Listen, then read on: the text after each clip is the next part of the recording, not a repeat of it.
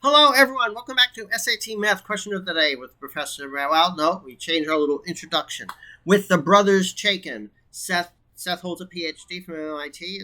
He's a professor emeritus at the University of Albany. I'm Joel. I have a PhD in mechanical engineering. We're here to hopefully show you how to approach studying for the Math SAT and also how to approach doing actual SAT math questions. In terms of studying for the Math SAT, just Google Khan Academy SAT practice, and you will be led into either the non-digital SAT or the digital SAT. And depending on when you're going to take it, go to the appropriate practice. We are focusing on the digital SAT, which starts in the United States in 2023, as that thing there says. Right? Yes. Right. Okay, great. Okay, so we are going through the advanced questions. And we're only doing the advanced questions with the idea that if we go through the principles and the advanced questions, you can go ahead and do the mediums and the foundations yourself. So today we are in a new topic, advanced math, and we will go to the first topic in that subtopic. Okay, here we go. Wow, look at all these topics. So we start with this one today. Factoring quadratic and polynomial expressions. By the way, today's Throwback Thursday. After we finish this video, we go back and we do a question from a pre-2016 test where there was more reasoning involved. You will see the difference in the flavor of the questions. Anyway, without any further ado, factoring quadratic and polynomial expressions advanced. Start. Here we go. It's going to say let's go, which is a healthy sign. Let's go. Let's go. Okay, please look at the question and try it yourself. Come back and we will do it.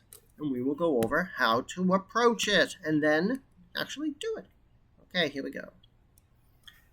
If x plus y is negative 4 and x minus y is positive 2, what is the value of x plus y times x squared minus y squared? Oh, they love the difference of two perfect squares. You can't get away from an SAT or maybe even an ACT test without having to know the difference, without having to recognize a difference of two perfect squares problem. Two squares. How come it's normally known as difference of two perfect Because squares?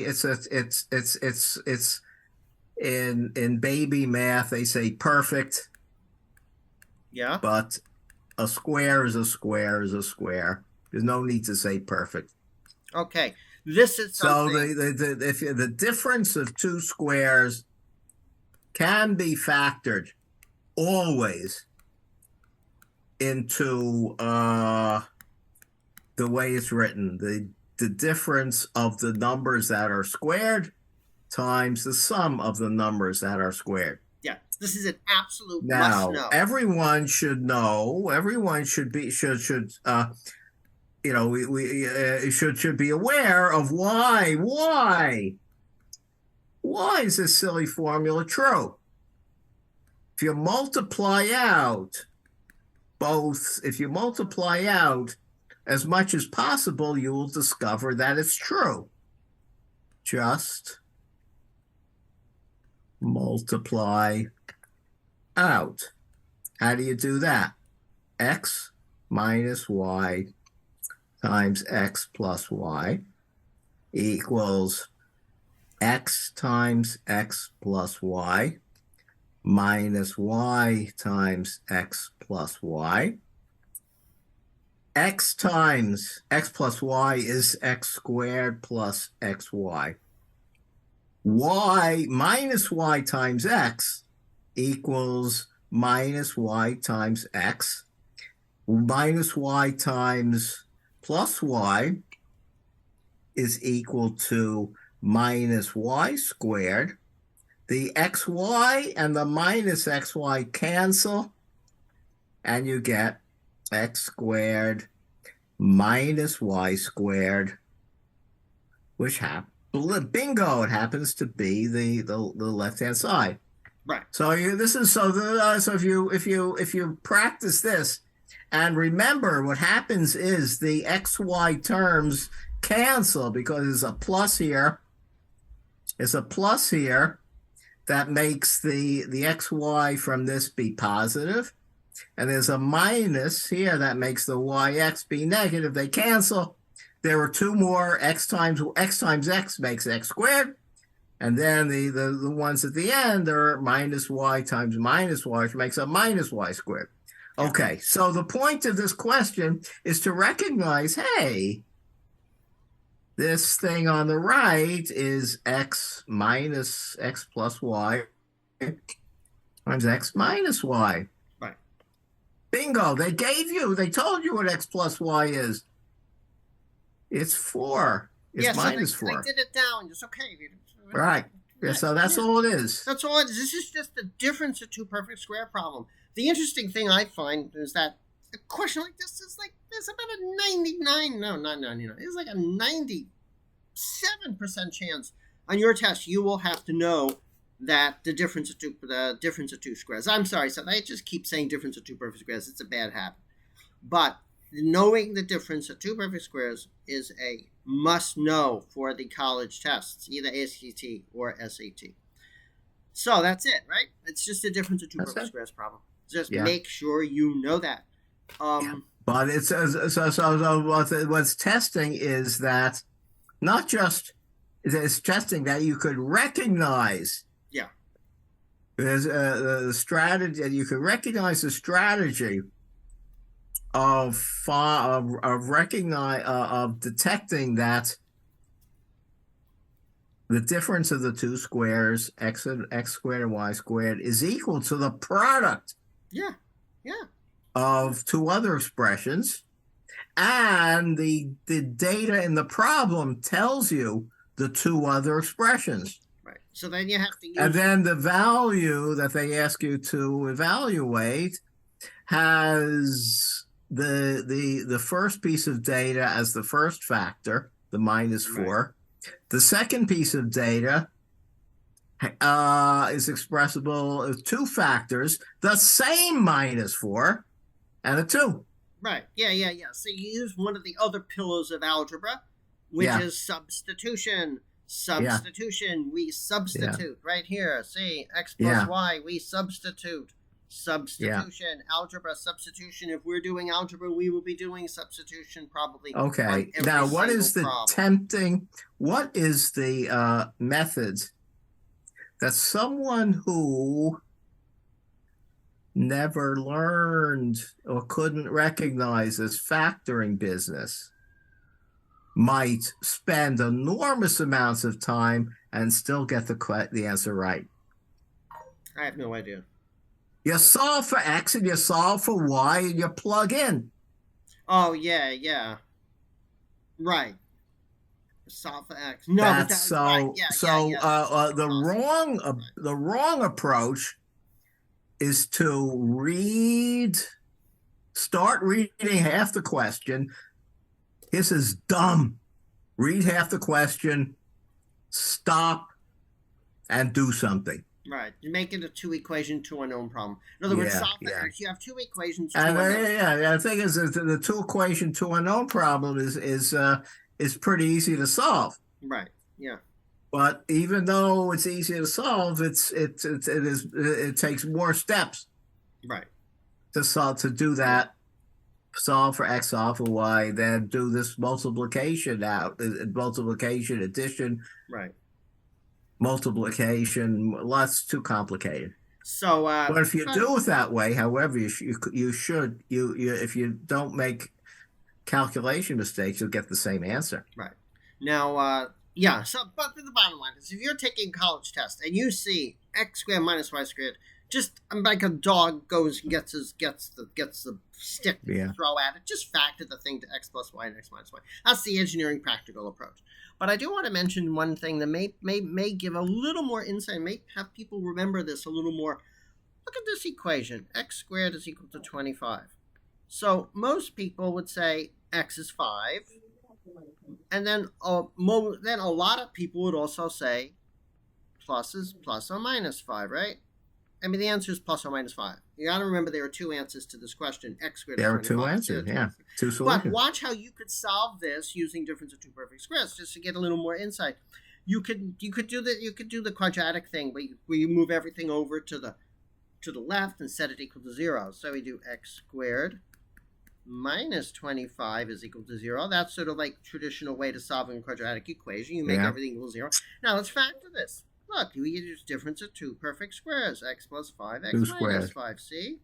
Now, remember, now we're into the quadratic equation solving, where we split it into two equations. X plus 5 is equal to 0.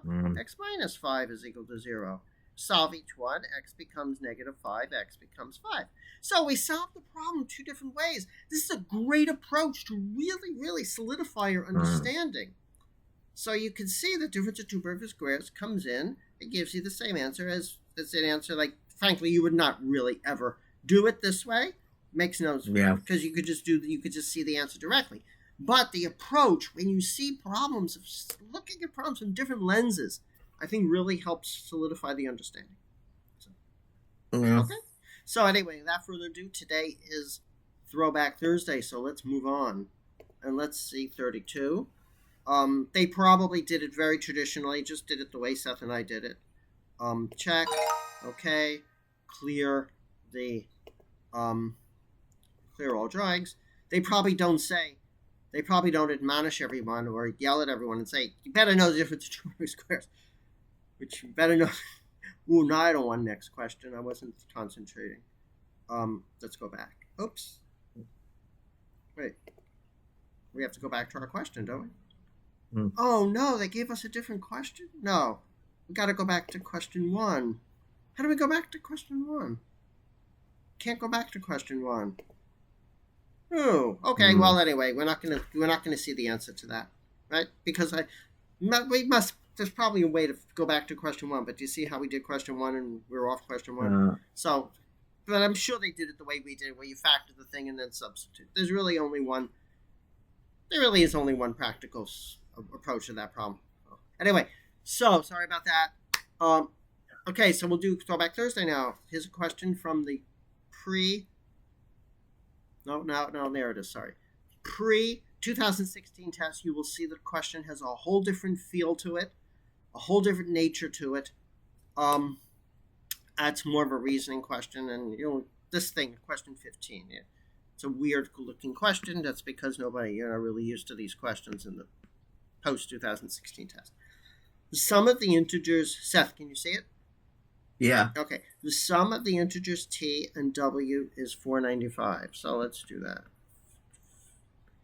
That's a little messy. Okay. The units digit of t. Well, they don't tell us how many characters, how many digits t and w are. The units digit of t is w. Oh no, units digit of t is 0. If t is divided by 10, the result is equal to w. So isn't that t is equal to, let's say, b times 10? Isn't that has to be the case? So let's put b times 10 plus w. B, again, substitution. You can probably do this faster if you're smarter. Now, if t is divided by 10, the result is equal to w. Oh, so b is w. Wait, if t is divided by 10, the result is w. That's b. But they say the result is w, so this b really is w. So it's w plus w is 495. Well, 10 times. No, if t is b times t is b times 10. If t is divided by 10, the result is w. So isn't b w? Oh. W plus w. Oh, yeah, okay. So w plus w if is t 495. is divided by 10, yeah. T is a 10. W is 10t. The result is w. So w plus w is 495. Wait a second. Wait, but T 495. T equals 10w. W equals a tenth of t.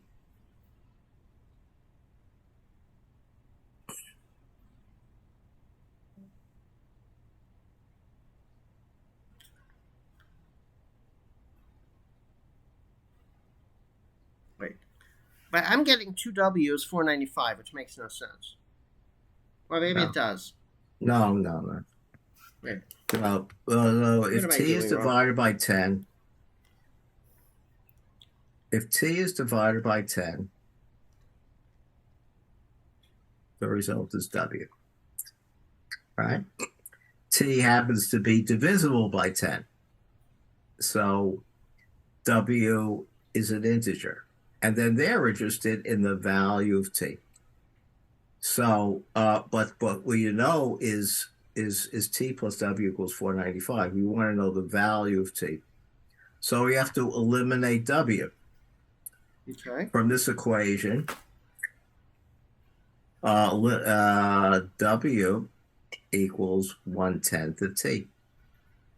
Okay. So replace the w by 1/10 of t, and we get 1 plus 1/10 of t equals 495.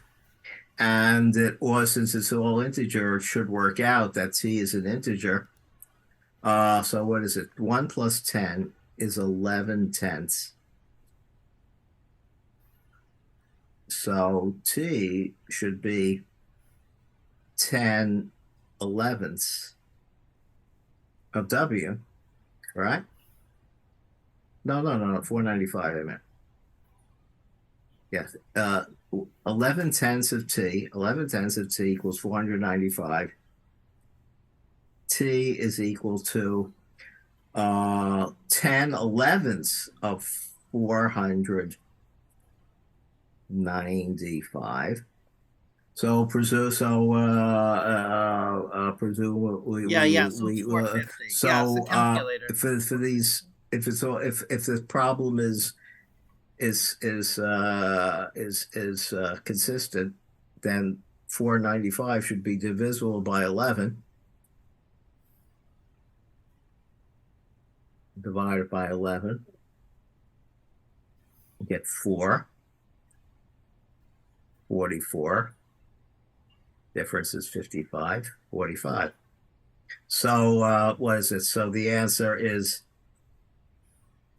10 times 45, which is 450, which is what you got.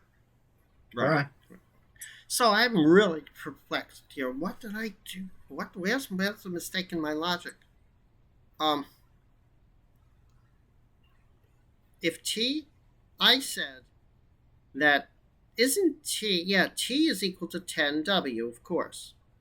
T is equal to 10w. The only information, that the last digit of t tells you is that when t is expressed as 10w, w is an integer. Right. T is equal to 10w. Right. Yeah. This has to be 10w. Yeah. There you go. So t, but let's be a bit more clever. T is equal to 10w. T plus w is 495. They're interested in what's t, right? Right. Yeah. W is 1/10 of t. Right. So if t is equal to 450, 1/10 of t is 45. 450 plus 1/10 of 450 is 45. 45 is 495. Yeah. So I went a little bit. So too some fast. people, I think this problem could be solved by some people if they recognize this coincidence. Yeah. Right. See, I was lucky in this problem because I did something and I got an answer that made no sense. Yeah. So we apply the apply what says directly. W written in decimal would be something like W2, W1, 0, where these are the digits. Right. Okay. No, this is T. It's confusing. T. Let me wipe this out and start over again. If t is divided by 10, the result is w. So t is equal to t sub 2 digit t sub 1, 0. Right. Yeah. This is equal to w. Right. So w is equal to, the result is w when t is divided by 10. Right. So w is equal to t, has as its digits. W has as its digits. W has as its digits. W has as its digits a tens digit of T2 and a ones digit of T1. Right. Right? Yeah. And then they say the sum is 495. So T sub 1 has to be 5. T sub 1 T sub 1 has to be 5.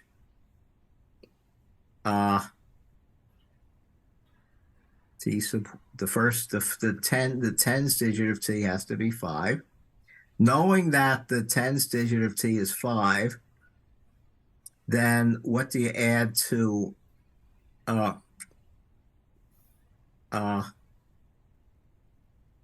You're making it forget it, so. yeah, what do you add to 5? To get a 5 has to be a 0.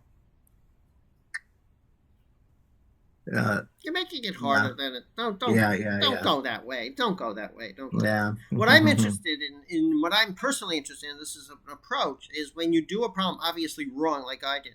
It's really important to go back and really understand what you did wrong. I think I did the substitution wrong. I did w plus w is 495. It's not w plus w is 495. It's 10w plus w is 495. If you want to solve for w. If you want to solve for w is 45, but they're asking you for t, so it's 10 times 45, which is 450. Yeah. I did my big talking about substitution in algebra is so important. I made a mistake in substituting. Yeah. I put w plus w is 495.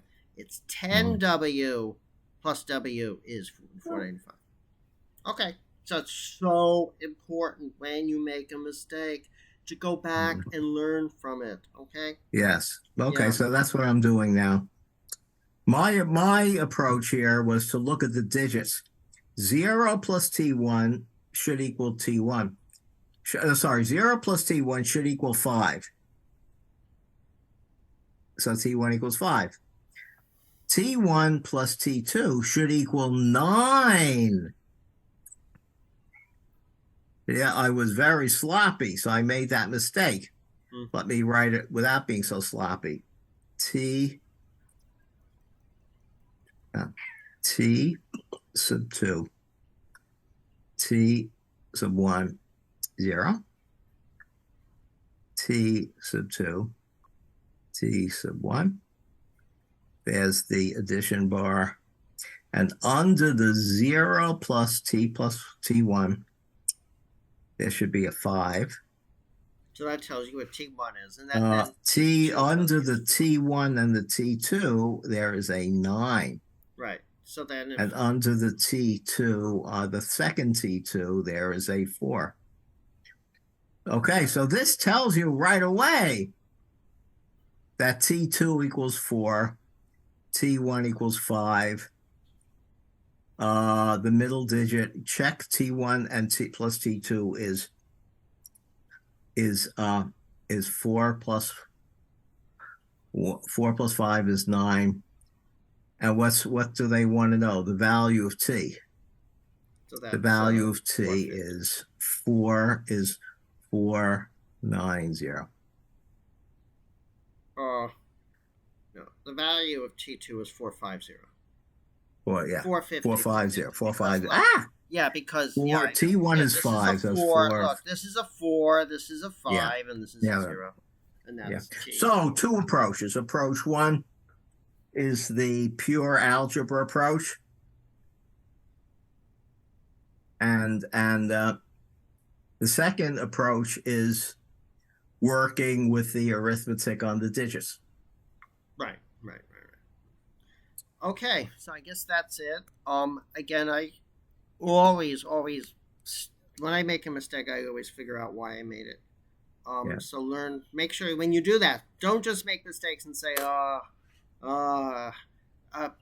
go back and figure out why, so you don't make the Yeah. same mistake again. Okay, I think an approach lesson from this is that when the problem is a bit unfamiliar, which this is, they threw, unlike the new SAT, they put in the old SATs, they put in problems uh, that are expressed in surprising ways. Mm. So when you encounter a problem with surprising ways, that's an alert signal that you need to be more careful. Mm. Yeah. And don't be as sloppy as the two brothers Chaiken have shown themselves to be. Yeah. By the way, We were too confident about the problem being easy. Well, but if we followed and either of the approaches and we did it much more carefully, we would have gotten the correct answer in the same amount of time as it took to make mistakes and then correct them. Right. Yeah. But Seth, you got it right the first time. Maybe the second approach you didn't. But the first time with the second approach, I got it wrong. Yeah. But okay. I got what I did was discover an inconsistency. Yeah, right. So that's right. I thought that T2 should be 0, which makes no sense. Right. So discovering inconsistencies is a wonderful thing, except if you're on a massively timed test. And then it's frustrating. But even if it's on a massively timed test, just calm down and realize it's a gift because you're obviously not doing the problem right. Okay, so that's it for today, right? That's it for today. Okay, we are done. Hopefully, done, hon. Okay, please like us, dislike us, give us comments on our YouTube videos, and also email us your math questions, your SAT math questions at satmathquestions@gmail.com, and we hope to see you tomorrow. Bye-bye.